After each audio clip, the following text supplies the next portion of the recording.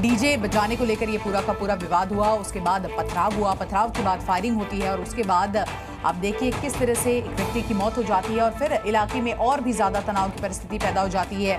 ये आज तड़के सुबह की तस्वीरें आप देख रहे हैं, जब एक बार फिर से पूरे इलाके में तनाव की स्थिति हुई, आगजनी हुई। हमारे सहयोगी विशाल रघुवंशी लगातार ग्राउंड जीरो से एक अपडेट आपको दिखा रहे हैं। ये तस्वीरें भी आज सुबह की ही है। कल से लेकर आज तक कई गाड़ियों को आग के हवाले कर दिया गया, जगह जगह पर तोड़फोड़ की गई, दुकानों में तोड़फोड़ की गई, ई रिक्शा जलाया गया, पुलिस फोर्स यहां पर तैनात कर दिया गया। पुलिस जगह जगह पर मार्च करती हुई नजर आई, लोगों से अपील करती नजर आई कि आप शांतिपूर्ण तरीके से रहें। लेकिन बड़ा सवाल यही कि आखिर ऐसी परिस्थिति क्यों हुई। सीधे आपको ग्राउंड जीरो से विशाल रघुवंशी की एक्सक्लूसिव रिपोर्ट दिखाते हैं। बहराइच में हुए सांप्रदायिक तनाव के बाद फिलहाल मौके पर जितने भी दुकान वाले थे उन्होंने अपनी दुकानें बंद कर दी हैं। आप तस्वीरें देख सकते हैं कि तमाम दुकानों पर ताला लग गया है। इसके साथ साथ जिन घरों से पत्थरबाजी हुई थी उन घरों पर भी ताला लग चुका है। यहाँ पर तमाम जो लोग रह रहे थे वो फिलहाल फरार हो गए हैं, क्योंकि तमाम घरों पर जो है लोग मौजूद थे कल शाम को और वहाँ से भी पत्थरबाजी की गई थी। ऐसे में जो घर के जो मालिक थे वो अपने अपने घरों में ताला लगाकर यहाँ से फरार हो गए हैं और जो मुख्य अभियुक्त है वो परिवार सहित फरार है। ऐसे में यहाँ पर अगर आप बात करेंगे तो फिलहाल इस पूरे इलाके में आज जो दुकानें हैं उन पर सब पर ताले लटके हुए हैं। इसके साथ साथ जो दुकान मालिक हैं वो अपने अपने घरों पर जो है ताला लगाकर यहाँ से फरार हो गए हैं और सभी जो मकान मालिक हैं वो भी अब यहाँ पर मौके पर नहीं हैं। कैमरामैन दिवाकर के साथ विशाल रघुवंशी, जी मीडिया, बहराइच। तो ग्राउंड जीरो से आपने विशाल रघुवंशी की ये तस्वीर एक एक दिखाते हुए रिपोर्ट देखी और इन सब के बीच देखिए बड़ा सवाल यही उठता है कि आगे की कार्रवाई क्या, क्योंकि बुलडोजर कार्रवाई की मांग की जा रही है। इन सब के बीच पुलिस अधिकारी जिन्होंने लापरवाही बरती थी, जिन पर आरोप लगा था, उनको तड़के हमने देखा किस तरह से जानकारी सामने आई, सस्पेंड कर दिया गया। लेकिन क्या सिर्फ सस्पेंशन से ही काम चल जाएगा, ये भी बड़ा सवाल है। ये तस्वीरें आपके सामने बहराइच में जो हिंसा हुई उसके बाद इलाके में तनाव की स्थिति बनी हुई है। पुलिस लगातार मार्च कर रही है और इन सब के बीच हमारे सहयोगी प्रीति श्रीवास्तव हमारे साथ जुड़ गए। प्रीति, मौजूदा हालात की अगर बात करें तो इस वक्त बहराइच में किस तरह की परिस्थिति?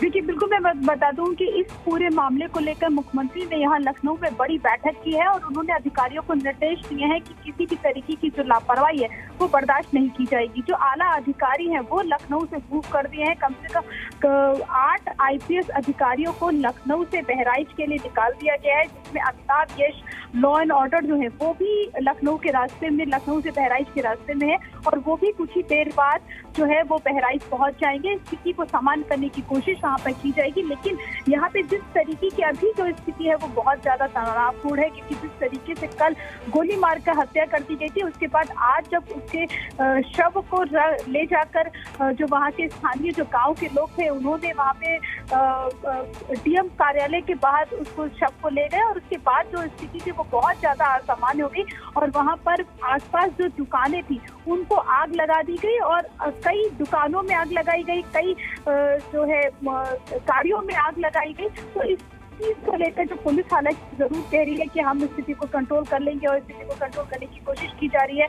PAC बुलाई गई है लखनऊ से, जो PAC की 8 बटालियन है उसको भी लखनऊ से बहराइच के लिए मूव कर दिया गया है और पूरे मामले पे जो मुख्यमंत्री हैं वो काफी ज्यादा सजग है। वो पल पल की जो अपडेट है वो DGP से पल पल की अपडेट ले रहे हैं और जो आला अधिकारी हैं पुलिस के, जैसे मैंने आपको बताया कि पुलिस के 8 IPS अधिकारियों को और यहाँ लखनऊ से मूव किया गया है। लॉ एंड ऑर्डर अमिताभ, यश खुद जो है वो मौके पर पहुंच रहे हैं, क्योंकि इस पूरे मामले को लेकर जो मुख्यमंत्री हैं उन्होंने अभी बैठक भी की है और अधिकारियों को सख्त निर्देश दिए हैं कि जिनकी भी लापरवाही है उनके खिलाफ सख्त से सख्त कार्रवाई की जाए और जो लोग दोषी हैं उनको किसी कीमत पर बख्शा नहीं जाएगा। हालांकि जो मेन अभियुक्त है वो अभी अपने पूरे परिवार के साथ में फरार चल रहा है, उसको अभी पुलिस नहीं पकड़ पाई है, लेकिन जिस तरीके से जिस इलाके में आगजनी की गई थी, पत्थरबाजी। बिल्कुल प्रीति, हम लौटेंगे आपके पास, आप बने रहिए। परिवार वालों से क्या बात हुई हम आपको सुनवाते हैं।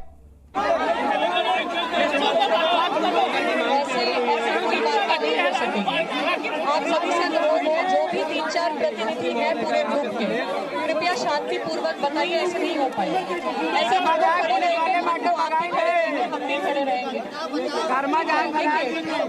सरकार को ही काम करना है, हमें ही करना है। ऐसे कोई बात नहीं हो सकेगी। आप सभी से अनुरोध है, जो भी 3-4 प्रतिनिधि हैं पूरे ग्रुप के, कृपया शांतिपूर्वक बताइए, ऐसे नहीं हो पाएगा। ऐसे खड़े रहेंगे, हम भी खड़े रहेंगे। सरकार को ही काम करना है, हमें ही करना है। ऐसे कोई बात नहीं हो सकेगी। आप सभी से अनुरोध है, जो भी 3-4 प्रतिनिधि हैं पूरे ग्रुप के, कृपया शांतिपूर्वक बताइए, ऐसे नहीं हो पाएगा। ऐसे खड़े रहेंगे, हम भी खड़े रहेंगे। सरकार को ही काम कर। तो इन तस्वीरों को आप देख रहे थे, परिजनों से यहाँ पर बातचीत की जा रही थी प्रशासन की ओर से, और लगातार ये अपील की जा रही थी कि आपकी जो मांगे हम यहाँ पर सुन रहे हैं, लेकिन इसी के साथ साथ तमाम लोगों से ये भी अपील किया जा रहा था कि इलाके में जो लॉ एंड ऑर्डर की स्थिति है उसको बनाए रखा जाए। यहाँ पर आप देख सकते हैं परिजनों में आक्रोश है, गुस्सा है, और इसी के साथ साथ वो अपनी बात मुखर होकर यहाँ पर रखते हुए नजर आ रहे थे। तो अलग अलग तस्वीरें घटनाक्रम की आपको दिखा रहे हैं हम। डीजे पर यह विवाद छिड़ता, उसके बाद जुलूस पर पथराव के बाद किस तरीके से तनावपूर्ण हालात होते हैं। कई राउंड फायरिंग हुई, युवक की मौत की खबर आई, उसके बाद से जो भीड़ है और ज्यादा आक्रोशित हो गई। कार को फूंका गया, रिक्शों को जलाया गया, पुलिस फोर्स की भारी संख्या में तैनाती यहां पर है। कुल मिलाकर हालात पूरी तरह से इस वक्त तनावपूर्ण है।